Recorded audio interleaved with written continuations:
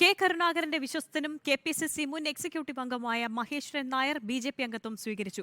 3 വർഷമായി കോൺഗ്രസിൽ നിന്ന് വിട്ടുനിൽക്കുകയായിരുന്നു. തനിക്ക് കോൺഗ്രസിൽ നിന്ന് കൈപ്പേറിയ അനുഭവങ്ങളൊന്നും ഉണ്ടായിട്ടില്ലെന്ന് ബി.ജെ.പി അംഗത്വം സ്വീകരിച്ച ശേഷം മഹേശ്വരൻ നായർ പറഞ്ഞു. പത്മജ വേണുഗോപാൽ കോൺഗ്രസ് വിട്ട ശേഷം തിരുവനന്തപുരത്തെ കരുണാകരൻ അനുകൂലികളായിരുന്ന പലരും ബി.ജെ.പിയിലേക്ക് ചേക്കേറുകയാണ്.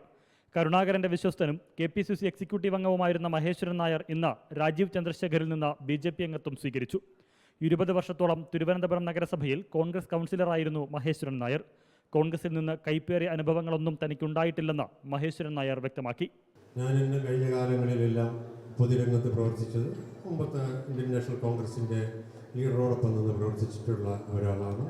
അങ്ങനെയുള്ള കൈപ്പേറിയ അനുഭവങ്ങളൊന്നും, കാരണം ഞാൻ ആരുടെത്തും ഒരു സ്ഥാനമാനത്തിന് വേണ്ടി പോകാത്തതുകൊണ്ട് എനിക്ക് അങ്ങനെയുള്ള ദുഃഖങ്ങളൊന്നും എനിക്കില്ല. എൻ്റെ മുന്നിലുള്ള ഒരു അജണ്ട എന്ന് പറയുന്നത് വൻപിച്ച ഭൂരിപക്ഷത്തോടു കൂടി നമുക്ക് പാർലമെൻറ്റിൽ അദ്ദേഹത്തെ നമ്മുടെ പ്രിയങ്കരനായ സ്ഥാനാർത്ഥിയെ അയക്കാം. കെ സുധാകരൻ കെ.പി.സി.സി അധ്യക്ഷനായ ശേഷം നടന്ന പുനഃസംഘടനയിൽ പദവികൾ ലഭിക്കാത്തതിൽ പ്രതിഷേധിച്ച് കോൺഗ്രസിനോട് ഇടഞ്ഞു നിൽക്കുകയായിരുന്നു മഹേശ്വരൻ നായർ.